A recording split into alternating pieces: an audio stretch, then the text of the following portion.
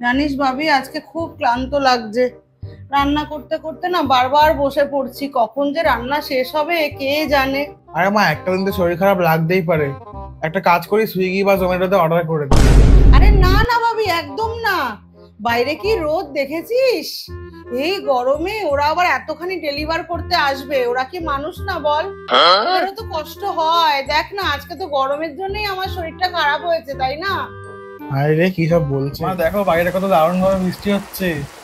আর খুব স্ন্যাক্স খেতে ইচ্ছা করছে। একটা কাজ করি, আমি অনলাইন অর্ডার করে দিই, তুমি পেমেন্টটা করে দিও। না না ভাবি, তোর আর মায়া দেওয়া হবে না। তুই বৃষ্টিতে বসে ঘরে স্ন্যাক্স খাবি, ওরা বৃষ্টিতে কি করে ডেলিভার করতে আসবে? পুরো ভিজে যাবে। একদম না, এই বৃষ্টিতে ওদের আনানোর দরকার নেই। তুই না মানুষ হয়ে যে কিভাবে মানুষের কষ্ট বুঝিস না, আমি এটাই বুঝতে পারি না। আমার ছেলে হয়ে কেন যে এরকম হলি। বাবা, পড়তে পড়তে কি খিদে পেয়ে গেল। আবার রাত 12:30 বাজতে যায়। একটা কাজ করি, পিজা অর্ডার করে দিই। ও মা, মা! কি ডাকছিস কেন?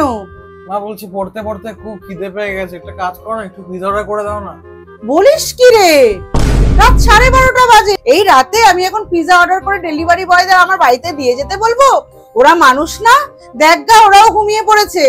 আমি একদম মানুষজনকে এইভাবে ডিস্টার্ব করতে পারবো না। পিজা খেলে কালকে সন্ধে সন্ধে বলবি, এনে দেবো। মা তুমি কি তুমি কি কিছু বোঝো না নাকি?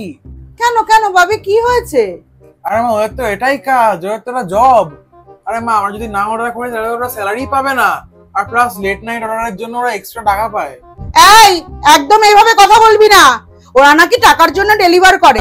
ওরা আমাদের সুবিধার জন্য এসে আমাদের বাড়িতে দিয়ে যায়। সবকিছু টাকা দিয়ে হয় না। আরে ভগবান, কিন্তু কোনোভাবে বোঝানো যাচ্ছে না।